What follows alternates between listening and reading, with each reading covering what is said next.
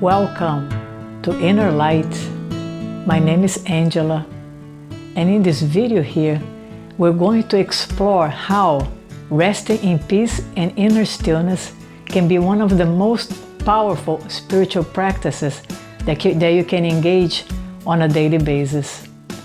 This video is an excerpt of the on-hour service at Unity on the Bay, and I'm going to include in the description below a link to their website so you can check them out. Let us begin.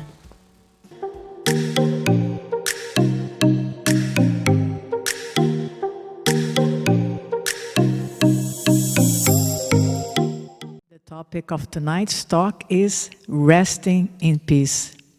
And this is actually one of the most powerful spiritual practices that you can do on your daily life. And I would like to, it can be used to help us regain our connection with our higher source. And I would like to illustrate that as the preparing of our consciousness, or the preparing of the ground, cleaning the ground, so that we can receive guidance and inspiration. If you look in Scripture, you often hear some parables that relate to the planting of seeds into specific grounds. Now, the ground represents the specific state of consciousness in which the seed is to be planted.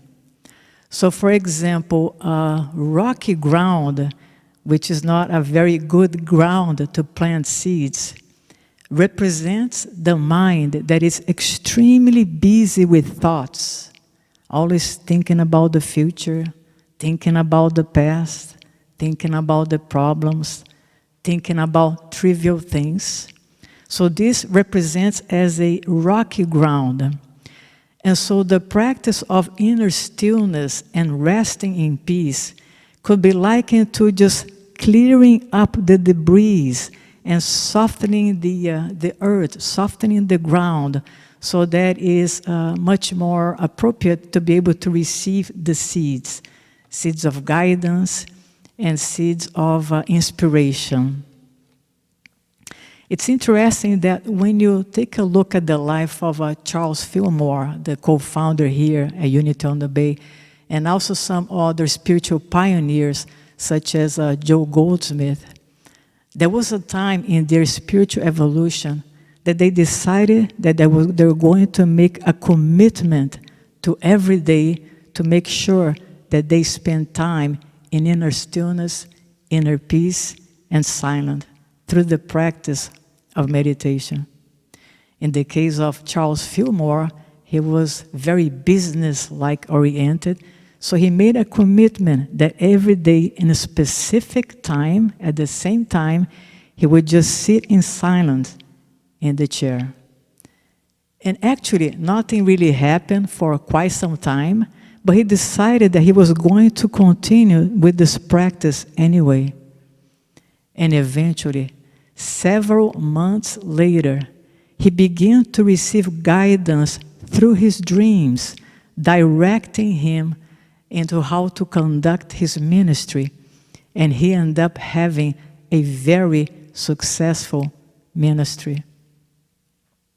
In the case of Joe Goldsmith, there were also specific time in which he decided that he was going to commit to inner stillness and silence, but he did a little bit different than Charles Fillmore.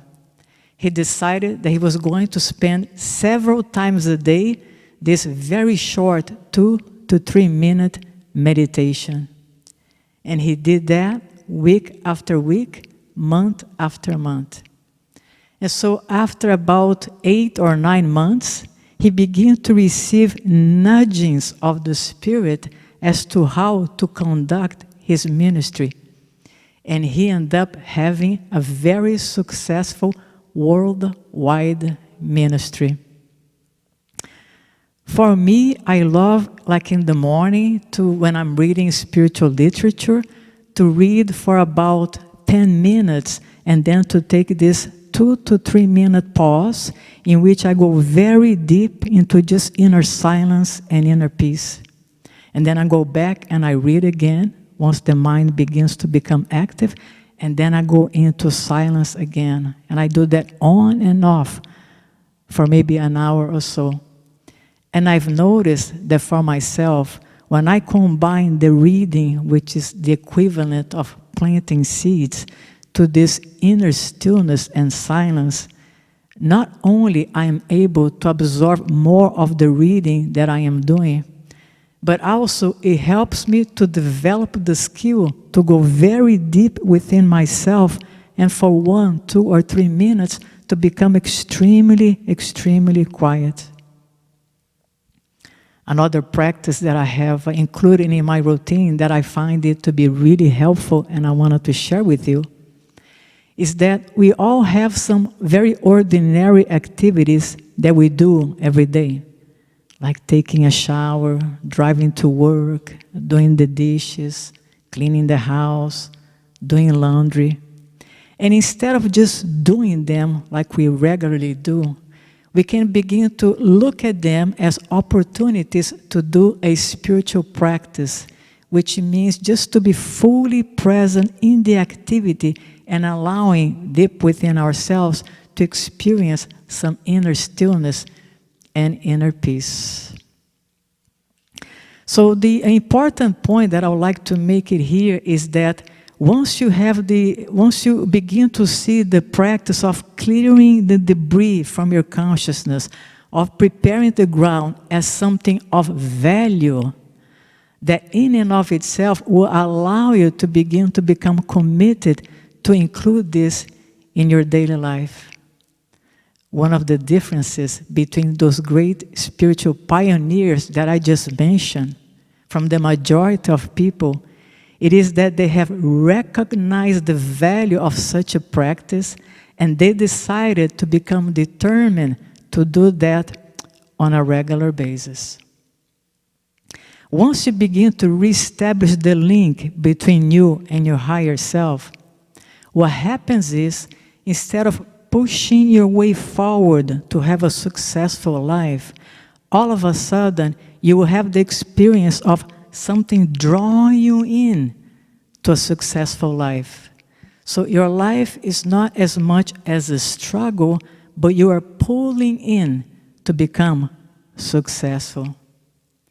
Not only that, but when you have the habit of resting in peace, of experiencing this inner stillness, you will notice that when you are faced with a trial or a tribulation, it will be much easier for you to go into that state of peace and quietness and relaxation and allow something within you to move you through the storm. Actually, I would like to give you an illustration here for you to see what is it like to be able to move through the storms of life unharmed and at the same time have something pull you in to successfully move through the situation.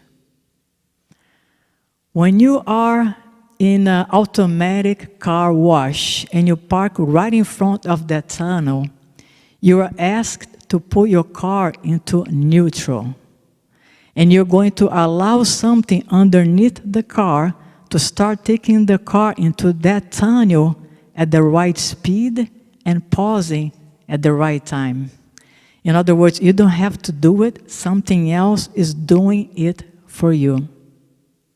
When you enter that tunnel, you're going to notice that there's a lot of stuff going on around your car. Your car is being smacked left and right, there is foams and waters and noise, and your car is shaking. And yet, at the same time, you're feeling safe and secure, almost as if you are in this little bubble, which in that case is your car. So all kinds of things are going on all around you, and yet you know beyond any measure of a doubt that you're safe, that you're secure, and something else is pulling you all the way to the other end of the tunnel. Likewise, when we master the art of resting in peace, we can have a similar experience, meaning that when we are faced with a trial, we can experience this bubble of protection within ourselves, which allows us to receive the guidance that we need to move through the tribulation unharmed. So my invitation here for you tonight is this: make the commitment to every day to take a vacation from your problems, a vacation from your future, from your concerns, from your worries, and like those spiritual pioneers, go into a quiet space within yourself again and again. The guidance that they have received to become successful in life is available to each one of us. It is our birthright. All we need to do is to prepare the soil so that we can receive that which is ours by divine rights. Everything is new, and love will find you. What are you searching for? I hope you had enjoyed the message here, and if you know someone that can benefit from it, please feel free to share it with them. If you like it, just click the like button below and subscribe to the channel. Having said that, I really appreciate you watching this channel. There are several other videos on the channel, and I highly recommend you to check it out. A big hug to you, and from my heart to your heart, I see you in love and light. Thank you. Namaste.